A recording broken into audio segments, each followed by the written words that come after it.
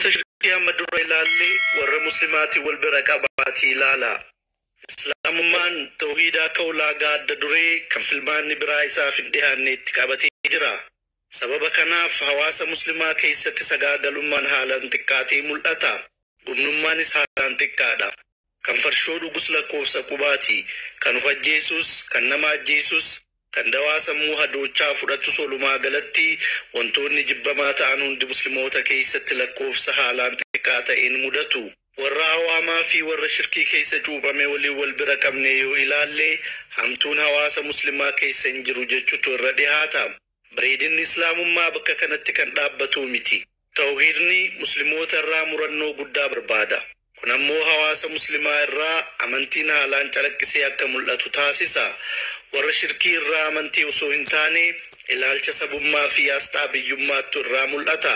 Kunis isaan ilaalcha amantii jabaa kan ummata keessatti bocuu danda'an waan hin qabneef mudata. Jabinni isaanii amantii irratti waan hin hundoofneef amantii irratti hin xiyyeeffatan. Sanirra dhiigaa fi aadaa biyyaa irratti hundaa'u filatan. Haa ta'u malee islaamummaa keessatti tawhiid namoota tokkummaadhaan walitti qaba. Gosa, bifaa fi aadaa osoo hin fooyin hordoftoota tokko godha.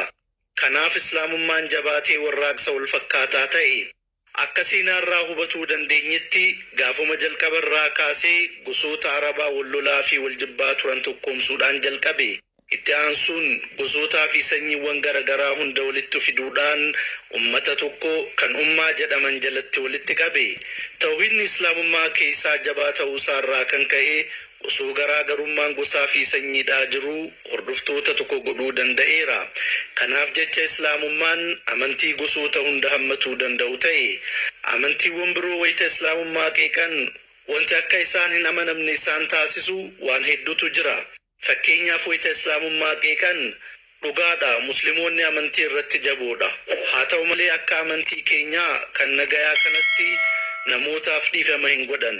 Akkaataa amantii isaaniitiin namootatti jabaatan yookaan adaban namoota akka jabina imaana isaaniitiin loogan jedhan. Eeyyan dhugaadha. Islaamummaan namoota akkaataa amantii isaaniitiin madaala. Haa ta'u malee loogiin islaamummaa keessa jiru loogii warra shirkii fi warra awaamaatii miti. Inumaa isaan bira loogiin jiru lakkaawamee hin dhumu. Isaan bira loogiin jiru loogii amantii osoo hin taane loogii sanyummaa, sabummaa, biyyummaa fi dhalootaati. Inni kun akkamitti isa amantii waliin wal bira qabama. Imaanni ilaalcha namni tokko of keessaa qabu calaqqisiisa. Imaanni kan namni filannoo isaatiin fudhatudha. Haa ta'u malee namni sanyii isaa yookaan ammoo biyyatti dhalatu hin filatu. Kanaafuu namoota ilaalcha filatanii fudhatanii madaaluun waan sirriidha. Haa ta'u malee bifa gogaa keetii irratti hundaa'ee yookaan ammoo biyyatti dhalatte irratti hundaa'ee nama looguun waan fudhatama qabuu miti. Loogiin akkanaa kun namoota bifaa fi sanyiin qoodanii ajjeesuu fi cunqursutti geessa. Amantii nagayaa jedhamee kan maqaan mogga'eef isa budhiizimii jedhamu haa ilaallu. Budistoonni Barmaa warra Rohingaa sanyummaa isaanii irratti hundaa'aniiti miidhan. Budistoonni Sinhaal warra Taamil sanyii isaanii irratti hundaa'anii miidhan. Budistoonni Jaappaan olaantummaa sanyii Jaappaan qofa leellisaa turan. Loogiin akkanaa kun loogii sanyummaa irratti hundaa'een kan uumamedha.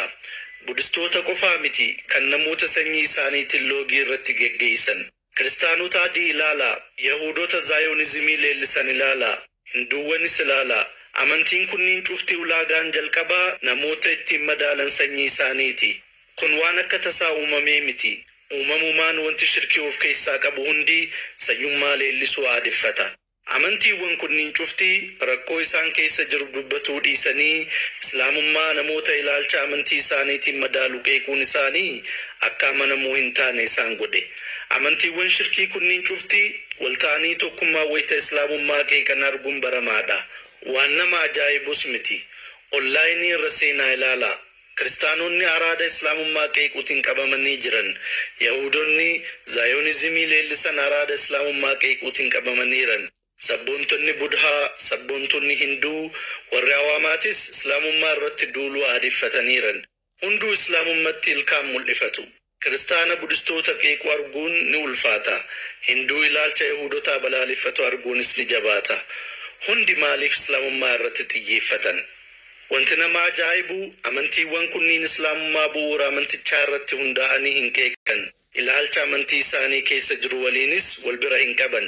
Himannaan guddaan isaan dhiheessan islaamummaan amantii bilisaa fi ammayyaawaa miti kan jedhudha. Islaamummaan mirga dubartootaa akka nuti kabajnutti hin kabaju.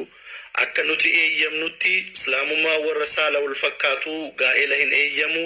Akka nuti bilisummaa namootaa kabajnutti islaamummaan bilisummaa namootaa hin kabaju, hin eeyyamu jedhan. Qabxiileen isaan islaamummaa itti himatan ilaalcha warra sekulaarizimii kan waan hunda amantiirraa bilisa godhuuf jecha amantiiwwan biroo bitaa jiranidha. Ammayyummaan amantii isaanii keessa jiru kan madda amantii isaanirraa argamee miti. Maqatu kiristaanummaa, Yahudaa, Budaa fi Hinduudhaan dabaalamee amma uumame. Musliimoonni garuu amantii biraa yoo qeeqan Qur'aana isaanii kan tawhiida barsiisu bu'uura godhatan. Kun ammoo waan gaarii, waan nama hunda biratti fudhatama qabuu fi amanamuudhaaf salphaa kan ta'edha. Ilaalcha fukkataa shirkiidhaan guutamerraa islaamummaa bareedaa qulqullina madda dhugaarraa bu'uurametu caala. Faallaa kanaatiin amantiileen shirkiidhaan guutaman islaamummaa qeequudhaaf hamilee gahaa hin qaban. Fokkinnaa fi garajabina isaan keessa jiru qabatanii islaamummaa qeequun isaaniif hin malu. Kanaafuu wanti isaan godhuu danda'an islaamummaan maaliif ilaalcha ammayyummaa nuti bitamneef kana of gurguruu dhabe jechaa ganamaa galgala raatayu. Amantii isaanii gurguratanii akka jiran ni beekan. Musliimoonni amantii gurgurachuu akka didanis sirriitti beekan. Isa kanatu garaa isaan gubee guyyuu islaamummatti akka duulan isaan taasise. Wanti akkaan garaa isaan gubaa jiru ammoo islaamummaan isaanii liqimfamuu yookaan ammoo assimilee ta'uu dhabuu isaati. Kiristaanonni Awurooppaa warri adiin musliimoota guyyaa guyyaan baqataa gara biyya isaanii dhufanitti gubatu. Warri Hinduutis musliimoonni hordoftoota isaanii hedduutti haqa mul'isuun gara islaamummaatti deebisuu isaaniitti aaru. Yahudonni ilaalcha zaayonizimiidhaan machaayan Falastiinota osoo ajjeefaman lakkoofsi isaanii dabalutti mufatu. Budistoonni Mayanmar musliimoonni lafa bareedaa addatti qabatanii irra qubachuu isaaniitti dallanu. Awaamman warra lixaatis musliimoonni ilaalcha isaanii fudhachuu diduu isaaniitti ciinca'u. Hunduu lakkoofsa muslimaa dabalaa jiru sodaatan. Namoonni gara islaamummaa seenaa jiraachuun hedduu isaan rifachiise. Musliimoonni seera shari'aatiif bitamuu isaanii jibban. Jibbaan kun hundi jabina islaamummaa tawhiida barsiisee irratti xiyyeeffate. Akka islaamummaatti hordoftoota isaanii jabaa godhuu dadhabutu isaan aarse. Namoonni amantiin hundi wal fakkaatu sehu. Amantiin hundi jaalala, of gadi qabuu fi Rabbi galatoonfachuu irratti hundaa'e sehan. Kun ilaalcha amantii tawhiidaa kan dhugaati.